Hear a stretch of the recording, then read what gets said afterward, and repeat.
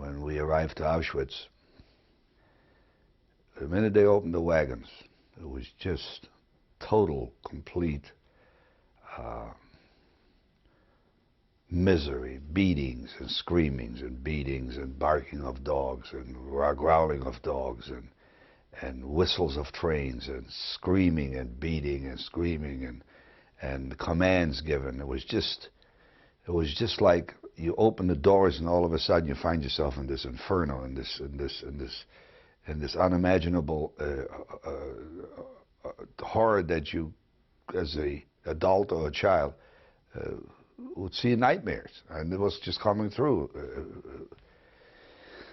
And we were just holding on to each other, and I don't know, within minutes, my mother and my sister were dragged to one side, and I was dragged with my dad to another. We were told to go to another side. And they never had a chance to say goodbye to my mother, never had a chance to say goodbye to my sister.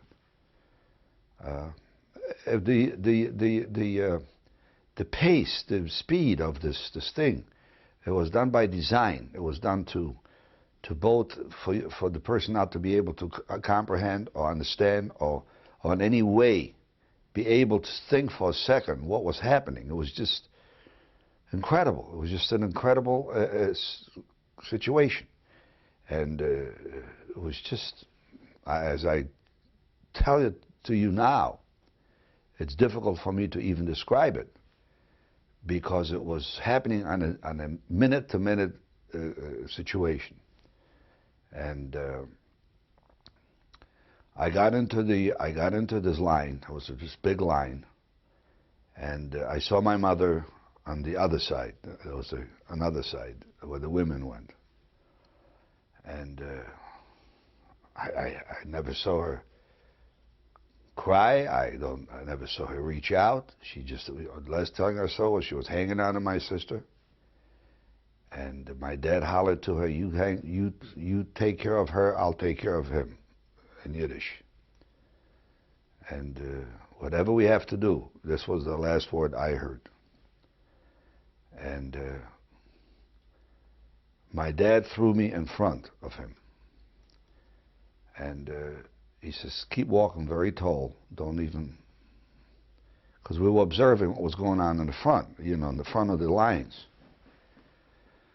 And the one thing you didn't want is for the Germans to see that you were holding on to your child, because that was the whole idea, is to break up the family, murder the family.